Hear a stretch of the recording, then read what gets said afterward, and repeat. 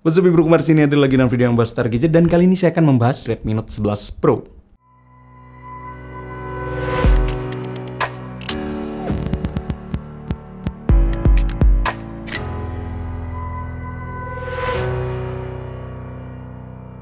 Harus saya akui bahwa handphone di harga 3 jutaan seperti Xiaomi Redmi Note 11 Pro ini menurut saya itu adalah handphone dengan range harga yang menarik untuk dibeli. Alasannya sederhana, karena menurut saya handphone di harga 3 jutaan itu sudah memberikan user experience yang oke banget untuk mendukung kegiatan kita sehari-hari.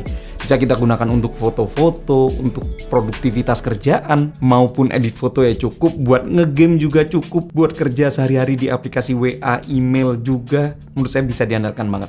Bahkan digunakan untuk ngegame yang agak berat, itu juga masih bisa dilakukan oleh handphone di harga 3 jutaan. Itulah kenapa kalau misalnya ada yang tanya ke saya, bro handphone recommended 3 jutaan apa? Ya ini, Redmi Note 11 Pro. Ada dua alasan utama menurut saya kenapa handphone ini menarik untuk dibeli. Yang pertama, tentu saja adalah alasan harga. Redmi Note 11 Pro ini berada di posisi paling tengah untuk harganya, yaitu 3,5 juta rupiah untuk varian RAM 6GB, ROM 128GB, serta 3,8 juta untuk varian 8/128GB. Karena pada seri Redmi Note 11 masih ada yang di bawahnya, yaitu Redmi Note 11 aja dengan harga 2,5 juta, varian 4GB RAM dan 128GB ROM, dan 2,8 juta rupiah untuk yang varian 6GB 128GB. Sedangkan di posisi yang paling mahal ada Redmi Note 11 Pro 5G, yes, dengan harga 4,2 juta rupiah. Dengan melihat posisi harganya saja, menurut saya Redmi Note 11 Pro ini menjadi opsi yang paling menarik. Kenapa? Karena kalau misalnya dilihat-lihat posisinya itu bukan yang paling bawah, alias speknya juga nggak yang paling bawah. Tapi kalau misalnya kita ngaca kepada handphone yang ada di atasnya, yang Redmi Note 11 Pro 5G, mungkin ada beberapa fitur-fitur pada handphone Redmi Note 11 Pro 5G yang tidak kepake malah nantinya, atau tidak sesuai dengan kebutuhan para pengguna. Itulah kenapa menurut saya posisi tengah itu adalah posisi yang paling pas, paling menarik yang bisa kalian beli. Itu adalah alasan pertama. Tapi sebelum saya masuk alasan kedua, kita lihat fisik dari handphone ini terlebih dahulu. Yes, betul banget kalau misalnya kalian lihat handphone ini berbentuk kotak di bagian pinggirnya, sehingga bisa memberikan grip yang cukup kuat menurut saya dan membuat handphone ini nggak kerasa licin atau mudah terjatuh. Tapi memang efeknya terasa lebih lebar saat dipakaikan casing kayak gini. Dan yang saya miliki ini adalah yang berwarna putih atau polar white. Ada dua pilihan warna lainnya sebenarnya, yaitu graphite gray dan juga star blue. Dan saya lebih tertarik yang warna putih inilah. Di bagian belakangnya ini berbahan kaca berfinishing matte, dan menurut saya ini adalah pemilihan bahan yang masih dilestarikan oleh jajaran seri Note dari Redmi. Lalu kemudian di sebelah sampingnya kita akan menemukan tombol power yang sekaligus berfungsi sebagai fingerprint scanner. Saya nggak mau lebay, tapi jujur saja untuk performa fingerprint scanner ini terasa kencang. Tempel sebentar gini langsung kebuka seketika. Kemudian naik sedikit terdapat tombol volume, kemudian sebelah kiri polosan. Tapi kalau misalnya kita cek di bagian atas terdapat headphone jack serta IR blaster. Oh ya, IR blaster ini tetap jadi idaman para pecinta handphone Xiaomi maupun Redmi, karena saya sendiri cukup terbantu. Saya bisa gunakan untuk mengontrol AC ataupun TV juga bisa dilakukan oleh handphone ini. So it's a big win. Itu fitur kecil. Headphone jack ini fitur masih digunakan banget kalau misalnya kalian suka ngegame, karena biasa kita pakai headset kabel. Yes. Kemudian di bagian bawah terdapat port USB-C dan slot SIM card bertipe hybrid. Kalau kita perhatikan di bagian bawah dan atasnya ini terdapat speaker grill. Ya, nggak salah lihat karena Redmi Note 11 Pro ini sudah memiliki stereo speaker. Jadi speakernya ada dua.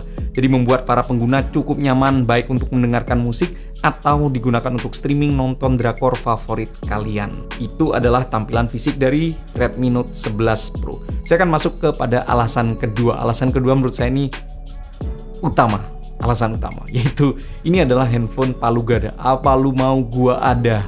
Jadi apapun yang diinginkan atau apapun yang dibutuhkan oleh para pengguna dengan harga 3 jutaan aja sudah bisa diberikan oleh Redmi Note 11 Pro ini. Karena jujur aja menurut saya sudah sewajarnya sebuah brand berusaha memberikan apa yang selalu diinginkan oleh konsumen. Dan itu yang saya lihat pada Redmi Note 11 Pro ini. Segala hal yang biasanya dicari-cari oleh orang kebanyakan mampu dikabulkan oleh Xiaomi. Seperti kamera yang bisa diandalkan, lalu prosesor yang kencang untuk dipakai kebutuhan ngegame, kemudian layar dengan refresh rate tinggi, serta baterai cukup awet dan kemampuan charging yang kencang. Saya akan bahas satu-satu. Di sektor kamera, kita akan menemukan 4 buah lensa di bagian belakangnya.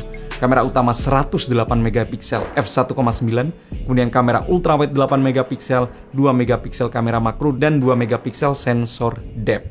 Hasil fotonya bisa kalian lihat sendiri. Menurut saya hasil fotonya masih ala HP Xiaomi dengan warna saturasi yang seperti ini. Lalu kamera ultrawide yang bisa diandalkan pada kondisi banyak cahaya juga bisa kita temukan, serta sensor depth plus kamera makro yang bisa menghasilkan foto dengan efek bokeh yang cukup rapi. Untuk kamera depan memiliki resolusi 16 megapiksel dengan hasil foto seperti ini.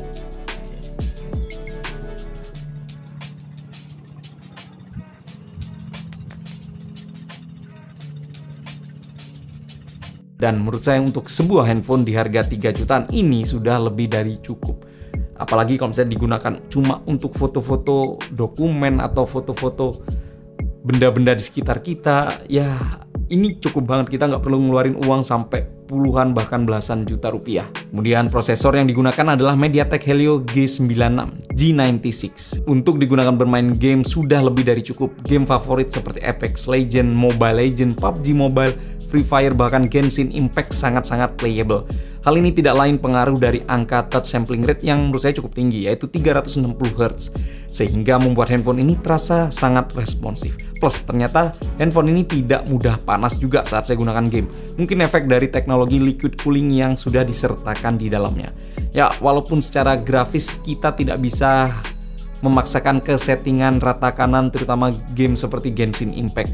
Tapi buat saya pribadi, atau bukankah lebih penting itu gamenya playable tanpa ada lag-lag dibanding harus grafisnya tinggi mentok kanan? Ya toh? Jadi kalau misalnya kalian lihat untuk bermain game saja sangat lancar, untuk kebutuhan sehari-hari atau sekalipun untuk mendukung produktivitas, ya menurut saya ini super lancar. RAM-nya saja yang saya pegang ini adalah 8 GB. Cukup lega untuk multitasking banyak aplikasi sekaligus dan masih bisa diekspansi hingga 11 GB dengan fitur memory extension. Lalu untuk menambah kenyamanan pengguna, layar handphone ini menggunakan layar Super AMOLED dengan refresh rate tinggi 120 Hz. Sudah warnanya gonjreng, juga mulus banget saat kita scroll-scroll seperti ini. Bener-bener cara yang elegan untuk memanjakan mata pengguna. Dan dia juga sudah punya DCI P3 White Color Gamut yang bikin warnanya tetap luas dan akurat. Walaupun pada saat kita menyalakan pertama kali, settingan handphone ini berada pada 60 Hz. Harus kita setting sendiri, masuk ke menu setting display, dan kita bisa atur 120 Hz. Yes. Untuk baterainya sendiri dia berkapasitas 5000 mAh. Mungkin nggak terasa spesial karena banyak brand handphone lain di luar sana yang menggunakan kapasitas baterai 5000 mAh juga. Tapi yang membuat handphone ini terasa spesial adalah kepala charger yang disertakan dalam kotaknya. Dia berdaya 67 watt.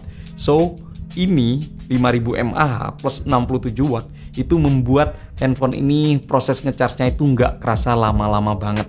Berdasarkan pengalaman saya, dia mampu full dalam waktu nggak sampai dari 1 jam. Saya ngecas sekitar 45-50 menit itu sudah full 100%. Dan itu menurut saya sudah oke banget. Karena saya sendiri punya kebiasaan ngecas pagi, jadi saya cukup bangun pagi jam 5, kemudian saya cas jam 6 sudah full dan sudah bisa digunakan seharian. Dan itu menurut saya itu keren banget.